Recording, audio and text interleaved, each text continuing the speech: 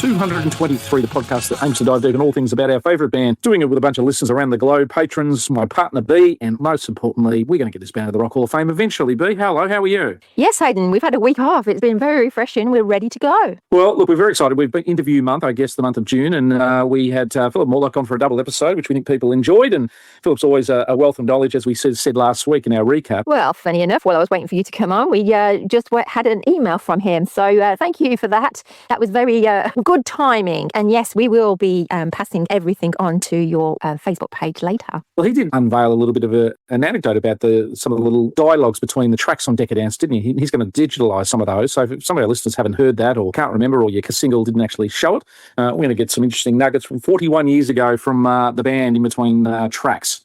Or you can listen to last week's episode where I slotted them in. Oh, you did slot them all in. There you I go. did. I tell you what, the research that goes into this program lately. B, how has INXS sort of week and a half, fortnight been? Yeah, pretty good, actually. I met a really lovely man. They're all lovely, aren't they? Oh, how did that go? He just came in, had a chat at my works, and lo and behold, he only went to school with Tim and Kirk. And he was like saying... OPSM Coffs Harbour, is it almost like is it OPSM? It's the hub, I tell you. It feels like this is a sort of a front, not to sell glasses, B, but for people with INXS backgrounds, just to come in and converse with you. That's it. I think really INXS has touched nearly everybody in Australia around our age group. But yes, he was telling me that, it's coming up to their school reunion again. So I was like, well, if you want it +1, let me know. But he's interesting. I'd like to have him on the show another time because he was a musician as well. So a lot of musicians come out of both of those schools. So it sounds like it's quite a lot of musical people that come from the Northern Beaches and around that area. And he was in a band as well and gave me lots of insights. Yeah, so it'll be interesting to have him on. And now he's gone into the art world. I think musical hipsters like to be near the beach, don't they? They do. Is that fair? Yeah. But he's over in Amsterdam at the moment. He's going to be showing some of his artwork. Well, we forgot to mention something last week, and maybe it was the full-on interview with Philip, etc. there, but it was Gary P's birthday, and we, I guess, probably are going to highlight in the news section a little bit today. But Gary did turn 68, the eldest statesman of the band. 68, the eldest, yes, that's the eldest statesman of the band, still looking fresh and vital and young. And yeah. And did you notice this week that the Asher Moon guys, I think, was it them who uploaded the video of the interview we did with them early in the year onto YouTube? Did they? You see that? I didn't know that. No, that's very nice. It came from the Asher Moon website that was uploaded onto onto Facebook, etc. there for everyone to see. I'll have to look into that because I know you get it all mixed up. Quickly, I just looked at the author of who uploaded and it looked like it came from the Asher Moon website. So okay. Oh, all right. Well, I'll have a look at that. Anyway, mother duties aside, just mention what you were about that I cut you off with. What's happened? That's okay. So yeah, Tiger has had a baby and the baby is under a blue blanket. So speculation is it's a boy. I think it's New Ideas and Daily Mail have run different articles on it and know somebody, they always know somebody, that Tiger is going to keep it quite sacred, how she's going to let everybody know about the name, and she's trying to incorporate Michael and Paula's names into the baby's name. Oh, wow. Yeah. Well, nothing like the gossip magazines. You said the New Idea in Australia here, as I used to call it, the No Idea. Nothing like them to sort of put their little paws into the gossip world, but a big congrats. Yeah, and it was just lovely to see that she's out and about within a couple of days of giving birth. So hopefully the birth was pretty good. Yeah. That's right. Because she shot out, I hear. She shot out and Michael grabbed hold of her like a football, according to Paula. Well, the hospital systems these days, they seem to sort of, for the ladies who do a wonderful job who are giving birth, they seem to sort of fossick the ladies out within a couple of days, don't they? You're off to the hotel, or they say, all right, you're ready to go home now, and next in. So it's a bit of a triage system there down at the hospitals these days. Yeah. Well, Tiger was a home birth, remember? Look, I won't say I was all over the birthing practices of Tiger. Do you not? Oh, yeah. Well, Tiger was a home birth, and Michael actually delivered Tiger. I understand you have a new baby? Yeah. A baby girl? Mm-hmm. How old is she? She's gone on 9 months now, yeah. 9 months. What's her name? Her name's Heavenly Hirani Tiger Lily. Wow, a lot of H's in there. Yeah. She's her own 4-H club almost. Almost, yeah. Now, when you go on tour, will she come with you? No, she just left yesterday, actually, back to London with her mom, Paula, and she comes out for a week here, a week there, Yeah. Can't do it too long. No. Is she sleeping through the night yet? She's great. No, she's, honestly, it's my first baby, and she's just perfect. I mean, I can't believe it. Everybody's like, the band's like, you wait till you have kids, and then I'm like, great, typical Michael. She sleeps all night, she just laughs in the day and giggles and smiles, never cries.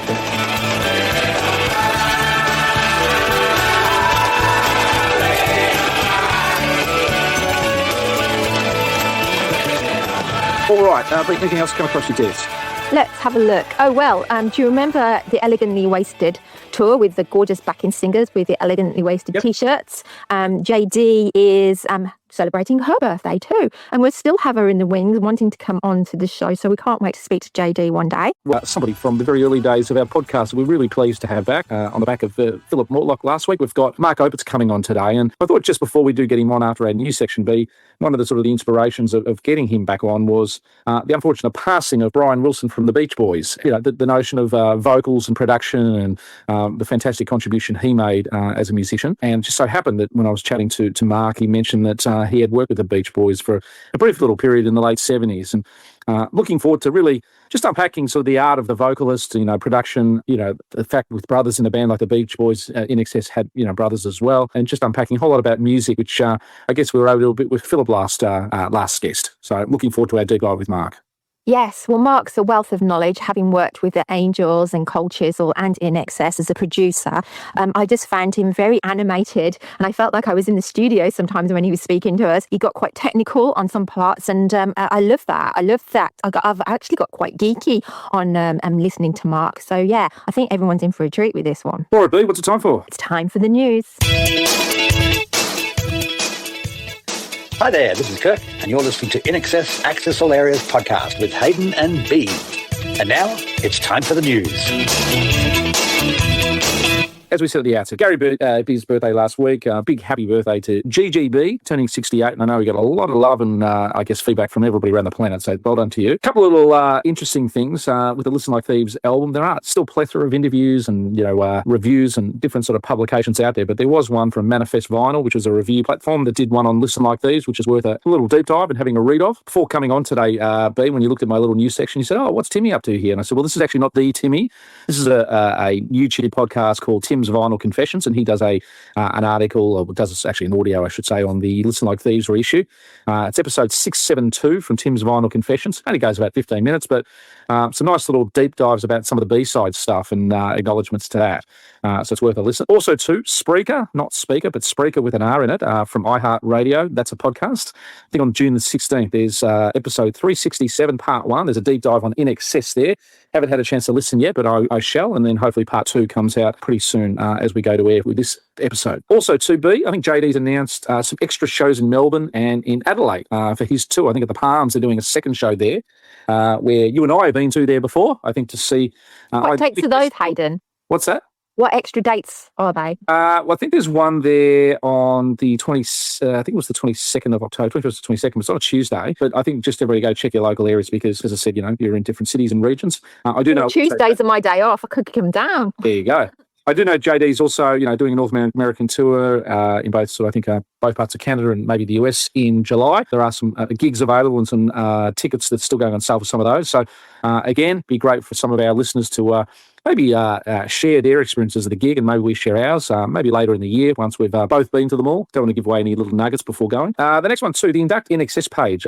These guys have done a little upload, I think, this week where they're talking about INXS musicology. And I think you open up the tabs, you can go into the singing side and the vocal side. You can go into the songwriting side.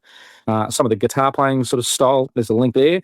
And then also the notion of how they fuse different genres together. So I think on the Induct INXS page, I say this sort of humbly, but I also say it sort of pointedly. It is refreshing they're doing something that's sort of geared towards the music and stimulating people's eyeballs towards that, because I reckon that's the stuff that helps get their page noticed. Talking about pages and groups, do you remember the page or group, Live Baby Live? I think you used to be part of that. They have just had a new admin group, which is our Carrie-Anne and Laurel. So good luck to you guys. I'm looking forward to going a little bit deeper into Wembley. So they always go and do lots of Wembley stuff. So our Carrie-Anne Adachi, is she dancing with the enemy, is she? Well, Carrie-Anne has her fingers in lots of pies. She runs the Paula and Michael page as well as the Rich Nation and now Live Baby Live. There you go. She's an INXS junkie. Good on you, Dutchie. You can't wait to see her. She's coming over, Hayden. We'll come down and see you. There you go. Also, to the First Erection page, there's some great little uploads in the last few weeks of The One Thing, What You Need, Original Sin, Never Tear Us Apart, Need It Tonight, with a plethora and a wide range of people discovering those songs for the very first time. And it's always a bit of a fun thing seeing people see INXS for the first time via those tracks. Also, too, there's a publication, online publication called Newsbreak. They do a deep dive into the What You Need and What You Need as a song, and then Kiss the Dirt as a film clip. A lot of the stuff is probably rehashed anecdotes from the film clip and the plane trip and a bunch of things that we've gone through over time.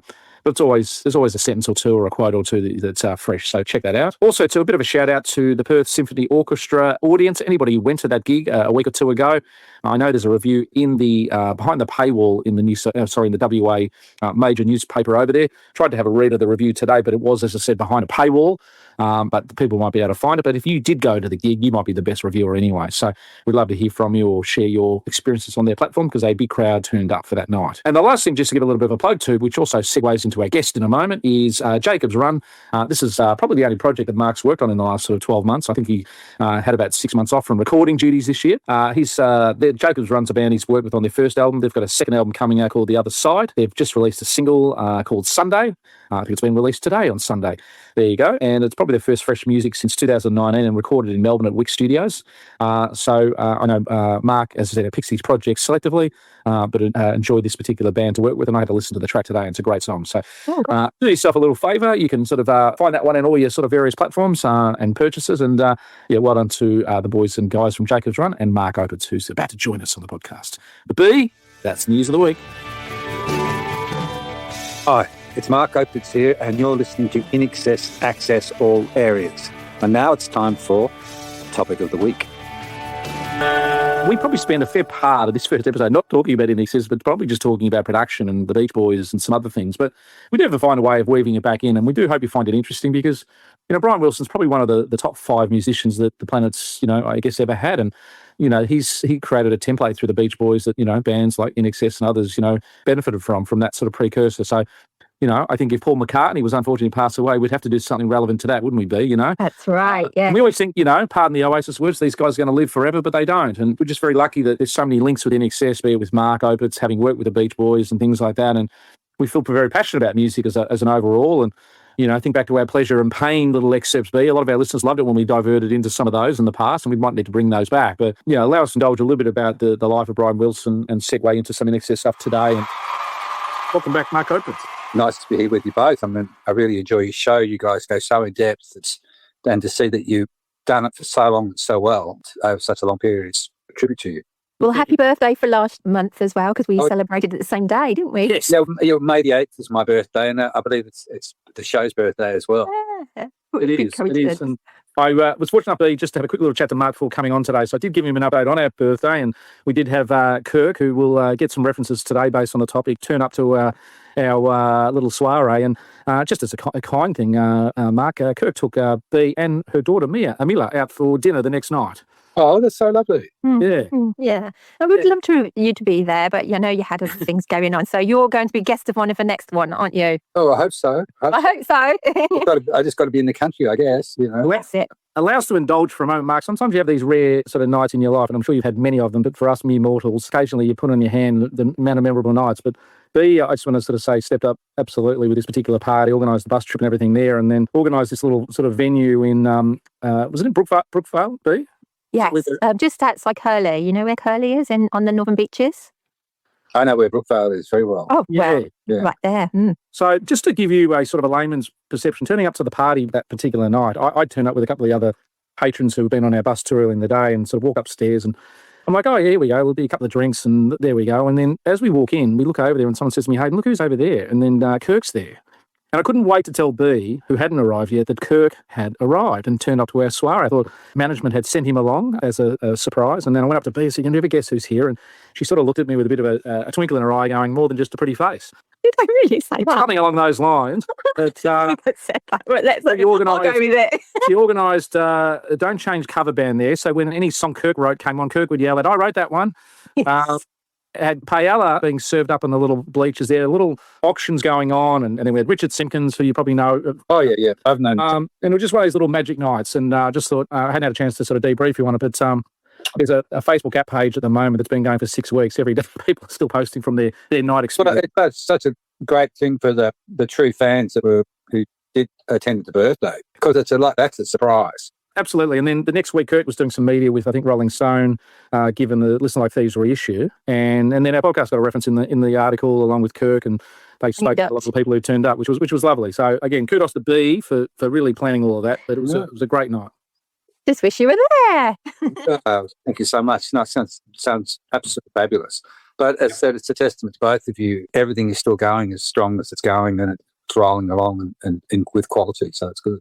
I was just pretty proud that we had people flying in internationally from around the world to come to the party, which was really, it makes me feel pretty like, whoa, I got to pull this off. That's great because they want to come to Australia anyway, and they've got something to come for, Yeah. Oh, God, we'll go there and we'll have a week off looking around, and I think it's great. You could easily do it. Should do a deal with a travel company or something. Well, I mean, that's another thing. People in Europe and people in America, they felt like they missed out, and a few people interstate that couldn't make it. So I think we'll go other places. We'll chat to Sam at management. We'll try to get the X Factor plane that you might have been on there, Mark, back in those touring days in '91. What's that? The X Factor tour plane, the INXS plane. Didn't you? You turned up to a couple of shows in that, I think. No, I turned up more than a couple of shows, and mate, I was on that thing for a month or two during the American tour. Ladies and gentlemen, we do thank you very much for your attention, and now we invite you to sit back, relax, and enjoy the takeoff. And again, welcome aboard.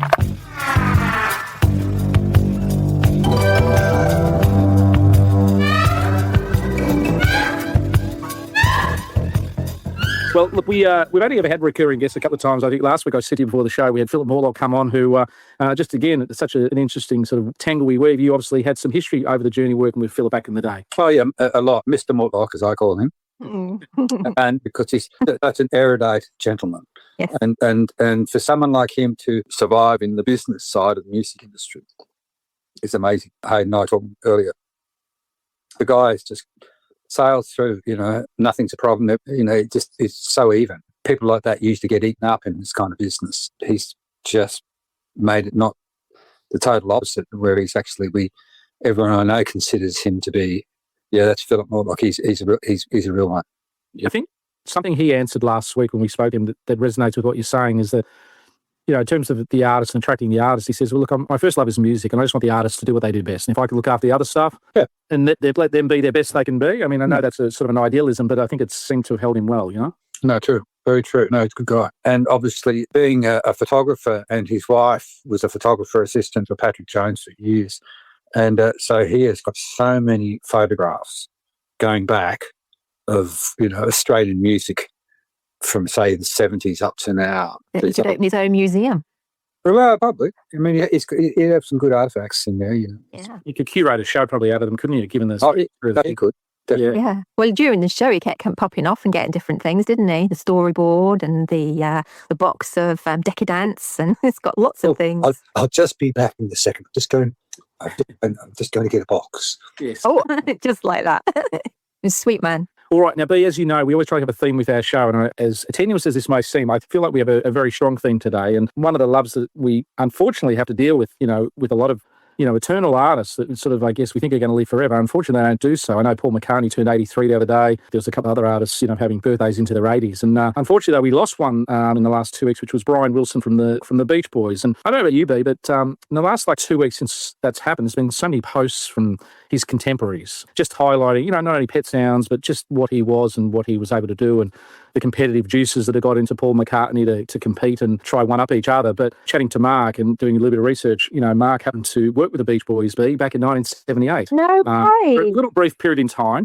But the bigger picture of the theme today is really talking about vocals. And we are an INXS podcast, and we'll tie things in nicely with INXS. I really wanted to sort of get Mark on as a producer who, probably more than anybody in Australia and things like that would know the art of the vocal, and, maybe from the early days it being sort of just a vocal, but over time it's sort of evolved into sort of this instrument. I know Michael Hutchins used his vocals in so many ways as an instrument, but I thought with the Beach Boys and Brian Wilson passing, it might be a sort of a good baseline to sort of just kick things off with you, Mark. Tell us a bit how the Beach Boys came about for you back in 78. 78 was a huge year for me. I was working with Alberts. I think I joined, it must have been 77. I became Vander and Young's apprentice, Harry Van George Young.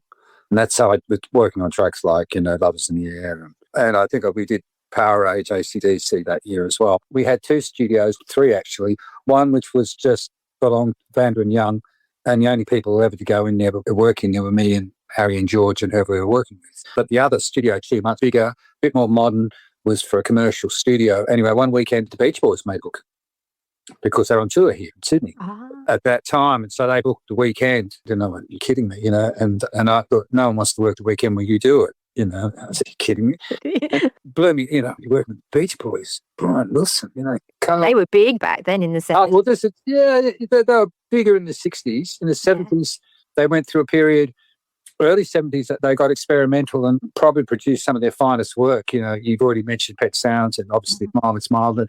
But then they formed their own record company called Brothers Record, and it's only on Warner Brothers, and it's only ever been 2 releases on that, I believe, and that is Surf's Up, a Beach Boys album from 1971 maybe, and from about 72, Holland was released on it. And that's the album for me that really turned on the record producer switch in my life. No question about it. Which one out of those? Album called Holland, where the band decamped to Holland.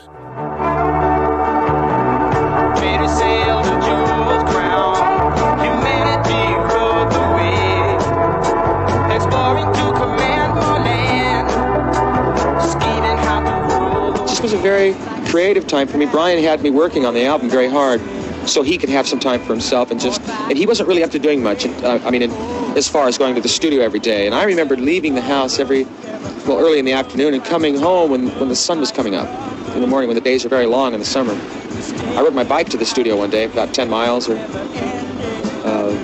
more. It was really a real good experience for me, very spiritual time for me also. It turned into a pretty mellow but very nice album. And it was also very relaxed to record in an environment like that. You wake up and then you come to a place. It's not like a formal studio where it's can be very cold. This was nice to just come to start slow, take it easy, take a walk up to the pub, have a little bit of lunch, work a little bit, come back to the pub in the evening, stuff like that. That was pretty much what I remember doing, and it was a lot of fun and very easy flowing, so it wasn't heavy pressure, to make music. It was great.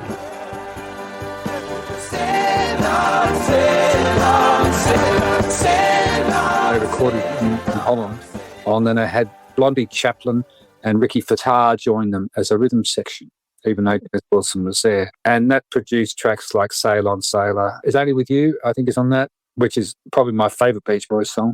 A bit like God Only Knows in a way, but much more simpler. Yeah. It was a Dennis song, I think, too, wasn't it? Yeah, it's a Dennis song. But, the thing when you're listening to Beach Boys, as a kid, obviously, good vibrations. How many chord changes? 54? Not actual changes, but going back in between, I think it's 13 key changes or something like that in that song. And, it's just around that, Carol Kay, the famous session bass player from part of the Wrecking Crew, if you know the Wrecking Crew. The Wrecking Crew was, for those who don't know, was a band of session musicians in LA that played on everything you ever heard from the 60s through to the 70s. And they were always the backing band. And Carol Kay was playing bass for the Beach Boys on Good Vibration, just doing it, just playing it straight. And Brian says, no, I want you to have it to a flat fifth, to a this, to that, to this. She never would have thought of it. The total different melody as to the way it was going, but it was in sync. And then it shone through when the backing vocals went on top of it. It was like, whoa. So Brian's head was in a different place. I mean, he was experimenting with the theremin, for example, but you good vibration. That's a theremin, which is basically a Tesla. Michael played one of those on TGI Fridays, remember? Yeah. It's one of the reasons it's a great show is because you're here. You're just part of the whole great show thing. I'm trying to do that great show thing. Well, you did it. Is it true that you... Well, it's a theremin. Do you want to go? I rehearsed backstage, but it dead. Can you play Need You Tonight? It's a girl thing. Is it a girl thing? Yeah, I think so. Go on. Killed it. You just broke it. You go up and down the pole, which is emitting a charge, and with contact, you can do like a Moogie type of sound with it. You often hear them in movies, don't you? And you hear them in movies for like scary movies, and used to use them in the 60s and 70s. So he was experimenting with but very sophisticated changes, but he wasn't being sophisticated in his thinking. He was just following his melody, and he'd always, oh, that sounds interesting. Where he thinks it's normal, but other people think, oh, God, never would have thought of that.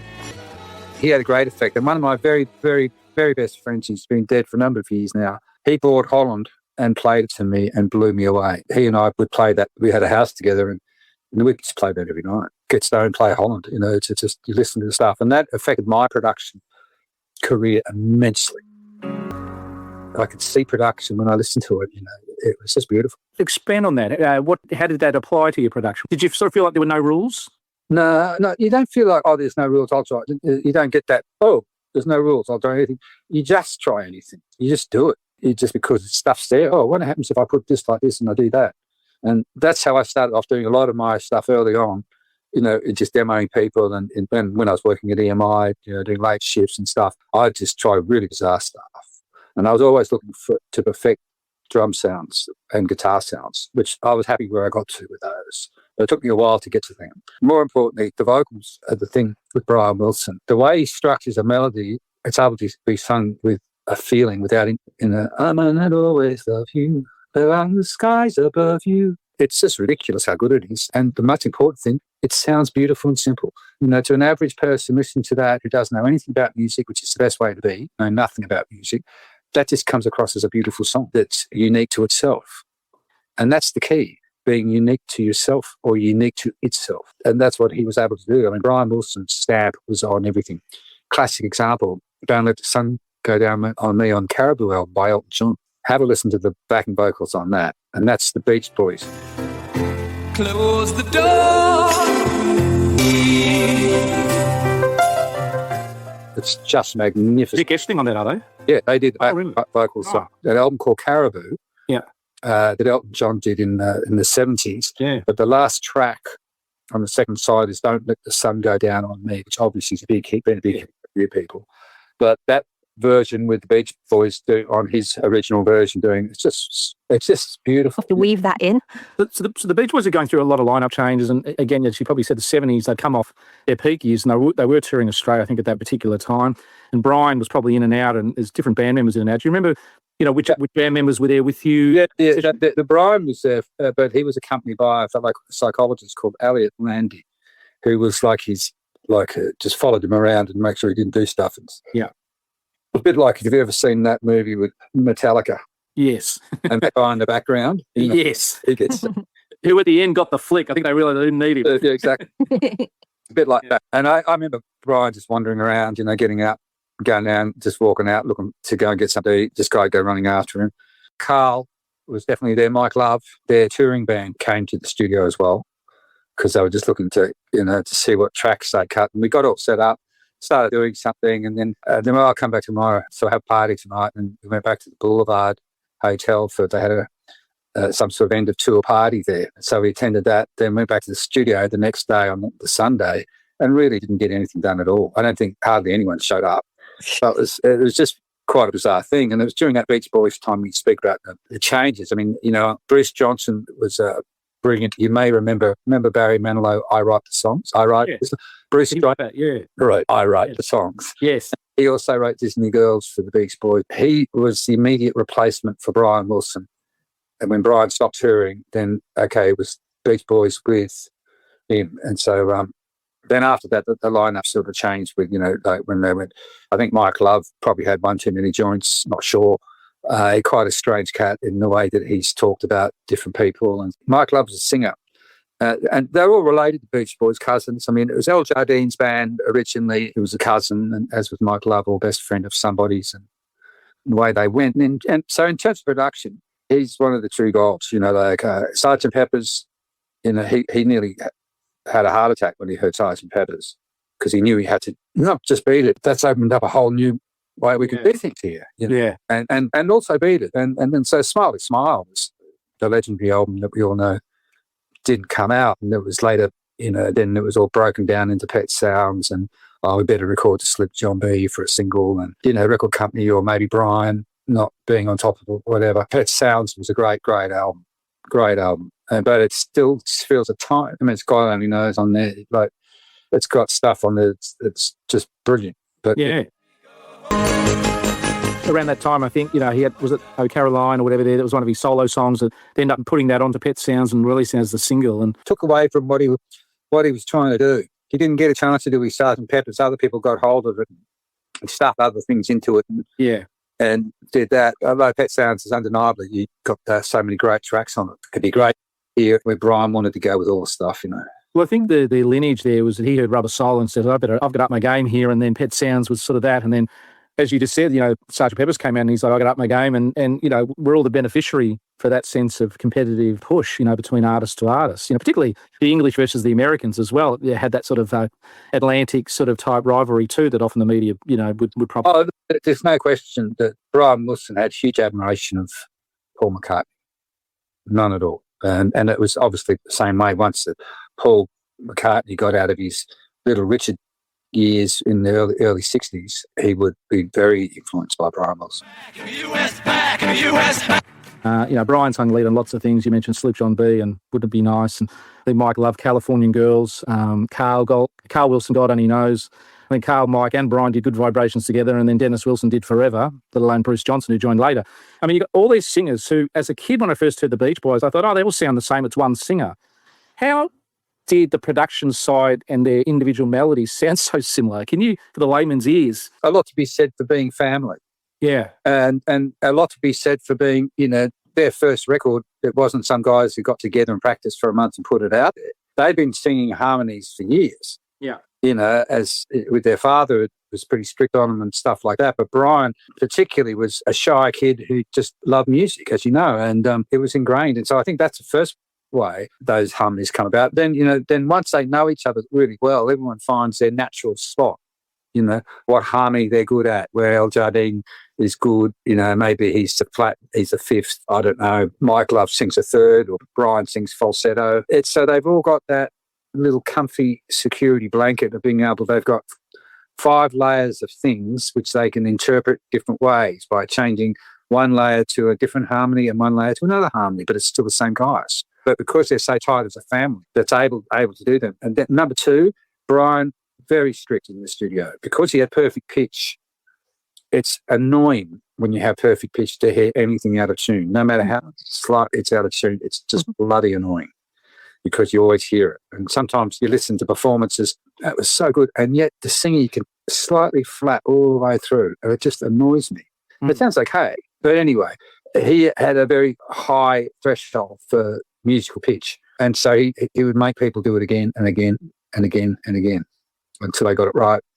And then thirdly, choice of notes that he would layer underneath the vocals allows the vocals, it gives the lead vocal a place to sit. And you say, help me round, help me there. Oh, it's one of my faves, yeah. Just go along like that. But because he's got a chord structure like he's got, it allows him to put a counter melody in there as well. And he'll put that counter melody in the form of a 3-part harmony. And then you think, I can do a counter to that later on by just reversing that sequence.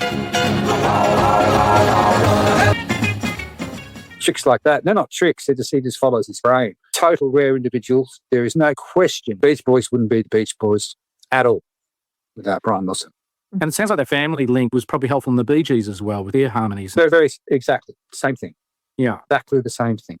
And you'll find that with the Andrews sisters. I took comment there on earlier on. I think they were sisters. Yeah, because their harmonies, the 3 of them, they're like we're talking 40s here. They were Google Boy for Company. See, I've got numbers of Puppet's greatest hits. I listen to it a lot. Yeah. Oh yeah, I listen Good to one. it. Listen to it a lot.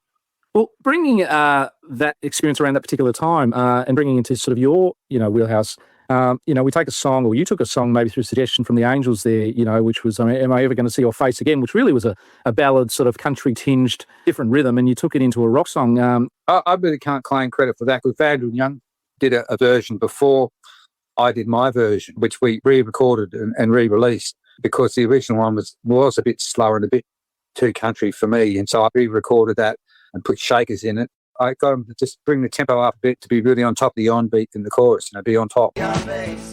Going into sort of, the vocal side of things, and, it seemed for probably 30, 40, 50 years vocals were just that. You'd lay down these vocals and, artists, particularly in the 30s and all the way through the 60s, a lot of songs got written for vocalists, didn't they? And artists would come in and do their vocal, and that was their sort of expertise. That was the Beatles. That's what the Beatles exactly changed. Not only did they create a youth culture revolution, they changed the industry itself internally by writing their own songs. This was virtually unheard of. Do you think Cliff Richard was writing his own songs at that time? No. Elvis Presley? No. Frank Sinatra? None of them. No, because it was just an accepted thing, and everyone would pitch songs and pitch more songs, and everyone wanted to be, the Brill Building. You get Carol King, Jerry Goff, and Neil Sedaka, all those people working, That's the alley, yeah. in Pan Alley. That's their job, write songs for hit artists who could sing. Hit artists, all you have to do is drive around in your Corvette all day, smoke cigars in Palm Springs, and when you're ready, come to the studio because we've got a song for you. And whereas the Beatles would go into the studio, our Beach Boys, they would write their own songs, primarily starting before the studio. So you can't underestimate what a huge shift that one thing was in music, is that going from singing people's songs to writing your own songs. Forget the cultural change the Beatles made, which was ginormous. That one change was stupendous. It sets a trend, doesn't it? Because that's, the Stones were the Stones were nicking songs off the Beatles in the early days. Well, no. The Beatles wrote "I Want to Be Your Man" for the Rolling Stones. They weren't nicking them, but no, but just after. And they were asked to write one, and they wrote that for them, and that was their first hit. So, again, you had to be around like I was in the day as experiencing the Beatles, because we know the history now. But when I was around, you didn't know what was coming next. No. I think Keith, a mixed manager, forced them into a room for a weekend and said, "You're not coming out without songs," or something, Yeah, but even so, just, we all look back on that era and have so many stories, but you can't imagine what, as I said, those cultural changes did for someone who's like 12 years old, 13 years old, going through this stuff like me, and just the world didn't exist without the Beatles as far as I was concerned. It was like, you could literally cut the air with a knife. When the Beatles came to Australia, my brother was out at the airport, he's older than me. And then when they were in my own town, I could not believe the Beatles were actually in Brisbane the same time I was in Brisbane. And I was practicing football around the park, and my brother came riding around on my push bike and said, "You've got to come home, we're going to see the Beatles." And to go off and see the Beatles, totally unexpected, that June night in 1964, it was just insane. It's 12:30 a.m., but Brisbane's airport's crowded. Why? The Beatles are on their way from New Zealand, so Beatlemania's move north. Yes, she's got a bad dose of it. And here they are, John, Paul, George and Ringo. A truck is provided for two reasons. The Beatles are protected out there and the crowds can see them better. Just as well they are on a truck too. There are 10,000 people here, and some are throwing eggs. It's the Beatles' last stop in Australia, and for some fans, that's probably just as well. We proudly present the Beatles! My dad got to see the Beatles as a support act in Birmingham. Yeah, he's 83 now, so God knows when that was. But yeah, it was a big family thing. They all went to go and they all came back and they were like buzzing. They'd kiss his head. Your father would know exactly what I'm talking about.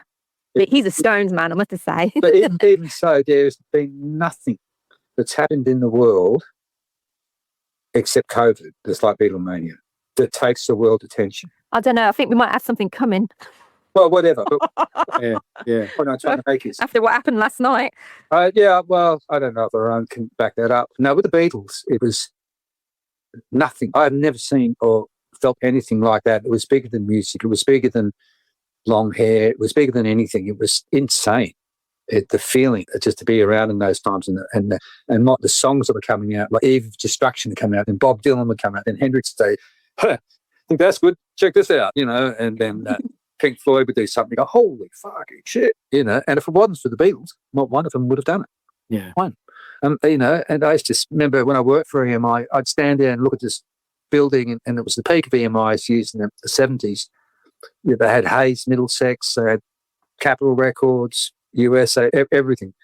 And I used to think the Beatles built every brick of this. If it wasn't for them coming on and just turning on the money valve, it would have been something else, because, as I said, changed everything. When you're writing your own songs, all of a sudden there's a new publisher who's who's the record company as well. That's turning the gusher on. That's like, the golden oil well, when you got all the profit coming in from publishing and the record. Well, that's it. Andrew Farris tells a lovely story about his father took him and the two brothers on the ship over to England, and they met the Beatles and they met George after the show and were at a TV sort of gig or something like that. It's a lovely story. Oh, no, it's a great story, and it's beautiful. Tim's told me his version of the story as well. And obviously they're slightly different over the years, but they're basically the same, because Tim was the oldest at the time. No, that was a fabulous story with those guys. And did Michael Jackson buy their rights or something to the music? Beatles. What was that all about? They buy it back again? McCartney bought it back, yeah. Why was it on the market then? Well, it's because it was with Northern Songs, their original publishing company, that they were signed to. It wasn't theirs. And they knew that Northern Songs, it was coming up for sale.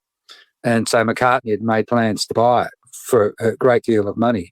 And then out of nowhere, Michael Jackson, this is after they recorded, what was that song they did? Say. Yeah, together within the same year. He just doubled it. McCartney was offering at the last minute and boom, took the catalogue. And didn't tell him either, I don't think. I didn't tell him. And then McCartney got it back years later, but had to buy a lot. Whoa. Yeah. And look, moving into the 70s, you mentioned a little bit about Tin Pan Alley and the Brill buildings, whatever there. You know, music, as you said, inspires everybody. And there's a great English, musician you probably know, Graham Gouldman from 10cc, who was one of those little gun for hires at 19 and, wrote Weak Love for the Yardbirds and all these Bus Stop and for the Hollies. And, he's 1920, then he goes back to England, sets up a band and becomes 10cc. And then with this theme of vocals, you see the layering, all these vocals like I'm Not in Love and then Queen's Bohemian Rhapsody.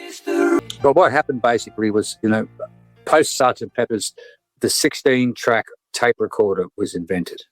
So that meant you could put your band down on about, 8 of the tracks music-wise and then use another 8 tracks just for backing vocals or bouncing vocals around. And that's essentially what 10cc did with I'm Not in Love. And I think that was either a 16-track or 24-track, 360-something layers of vocals to get that effect. And it's easy to do. You just got to have time to do it. Yeah. You just go plug one, then bounce, then record it to a track, and then then record another one, then mix those two together, record it to a track, then use those two and another one, mix those together, record it to a track. So you keep on freeing up tracks, and then bounce it to another track. It degenerates one cycle. So that would have a lot of degeneration in their resolution, but it still sounds great because all the notes are there. It just sounds soupy but it sounds dated, doesn't it? Almost because of that, Yeah, but it sort of does. But now, of course, we can do. With digital, we can do anything with vocals, even in the songs. It's as long as you've got a feel and a melody, you're okay. I mean, you can go to all sorts of extremes. AI, can you imagine an aid that is? It should be called artificial instruments, but as opposed to artificial intelligence, because there's no intelligence involved. It's all data. Yeah. But it's just how it uses it. Yeah. So when you get to that level we are at now, anyone can be a pop star. I was looking. Great pieces of software yesterday, just on the web, where you just sing into them. I'll sing this drum field, and you set it to a certain drums pattern. You go. Now, what drums would you like those to sound like? That you'll take those sounds and convert them into clever. Drum kit. And then you'll sing. Oh, what piano line to go? Da da da da da da da da da da, and out comes that the piano. But you still have to be creative to get all that. You have to still be Brian Wilson. Anyone can go da da da da da da da da. Yeah, but you got to have a melody as well. Well, that's a melody right there. It's a very simple melody. It suggests better melodies. You get it to say, well, that's a good melody. Can you make it sound more minorish or majorish, or there's all sorts of things. Just like we're doing these days with documents, how we can.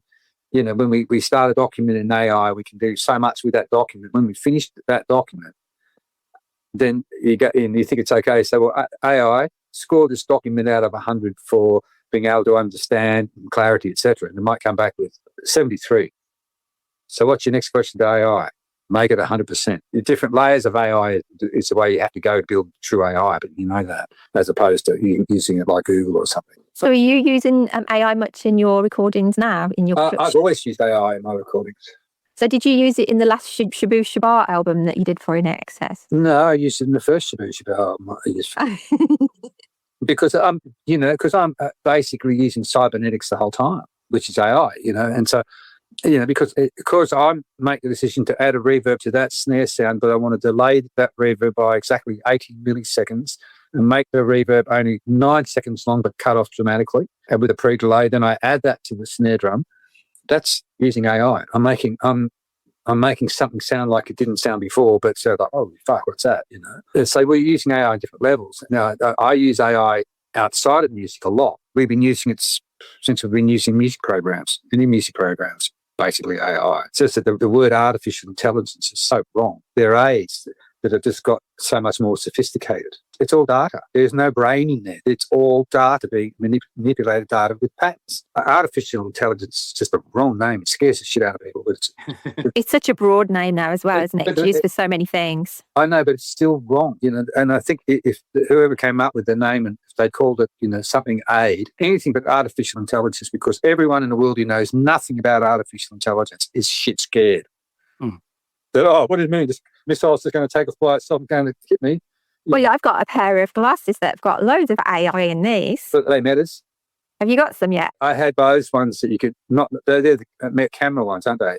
I can tell by the size. Yeah, these are cameras, and there are two lots of AI. So the AI, I can ask it to tell me what I'm looking at, and it'll take a telephone number and it'll call it for me, or I can ask it to scan the web for me. Yeah. I can make notes. I can have it'll tell me stuff on your glass.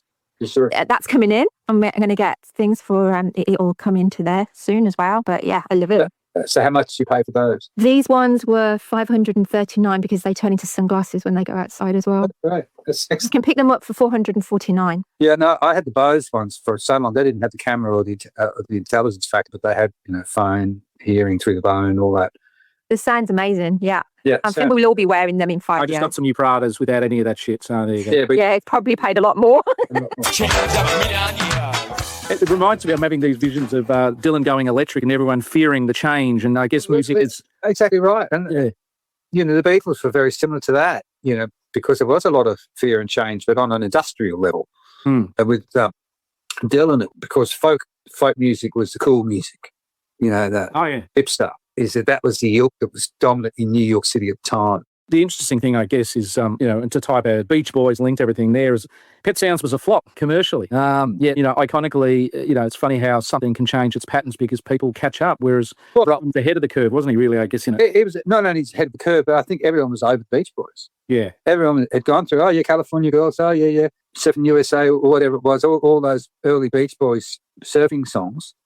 It's like any fad. They kept putting them out and it died out. They weren't stopping.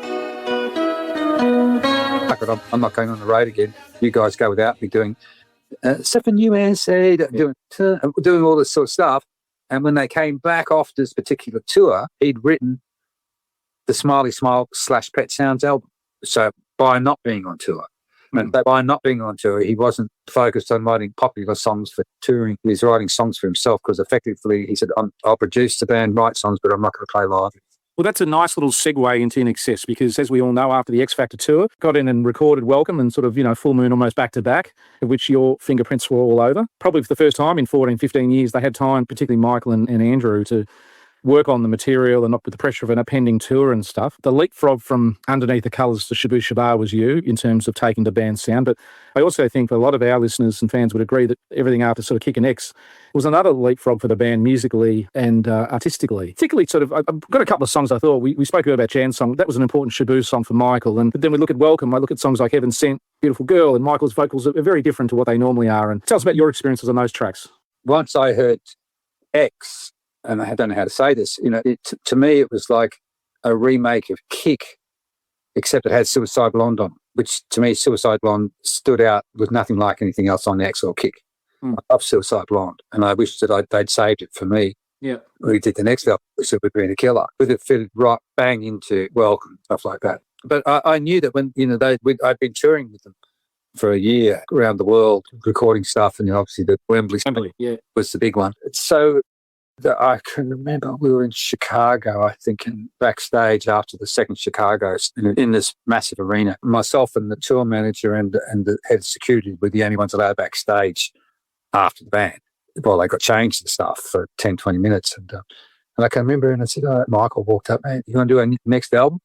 And then Gary Beers walked up and said, yeah, man, going to do it our next record, fucking yeah, And Kirk says, yeah, you should, I want you to do every record, And so that was great. So that was, went back, and so I had that sort of, and so my mind, I want to make it sweet. I don't want to make a group of songs. Similarly to the way I did with Shabu Shabar, I tried to make that flow a lot. And with a band called Cultures, with their East album, I tried to run the songs so everything would flow. I do the track listing. Not a lot these days because everyone else thinks they know better, but that's fine. But in all through that period, right up until with INXS, I did all the track listing, not for Full Moon, which they screwed up monumentally by putting all the rock tracks up front because of Nirvana, as opposed to stick to what you do. Don't worry, don't look sideways, just stick to what you do. Don't worry about anyone else. Because we had Full Moon, I had opening up with To Kill the Pain, wasn't it? No, not Kill the Pain. What's the other one? Freedom Deep? Freedom Deep. Yeah. Opening with Freedom Deep, segueing into The Gift, but also at the end, everything segued into everything. It's like a whole suite, my running order of management, said, no, we've got to have all the rock records up front because we're competing with. And I'm going, no, you're not competing with anybody. You be yourself. All right, B, well, that's a wrap part one. I guess we had a lot of fun with that, didn't we? We did. I had lots of fun. I'm sure you're all tapping away there in the car.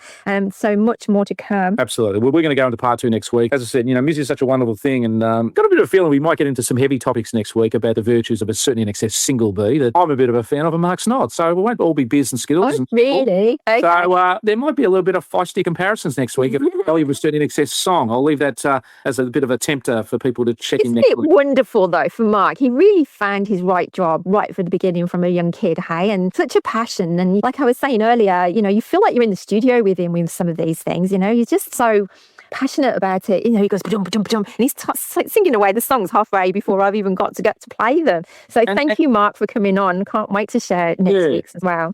And I caught up with a mate last night who, is a bit of an AC/DC fan and a bit of a fan of a lot of the Australian sort of bands and things like that. And he was like, I was saying how we interviewed Mark. He goes, he started with Alberts in the early days. He was just like, serving coffees and just being in the, one of the office sort of guys in the early days. And I go, absolutely, that's how they all start, Yeah. I saw an excerpt the other day. Bruce Willis used to be a guy that would go into the change rooms of Saturday Night Live and fill up the M&Ms and things like that for Bill Murray. Yeah.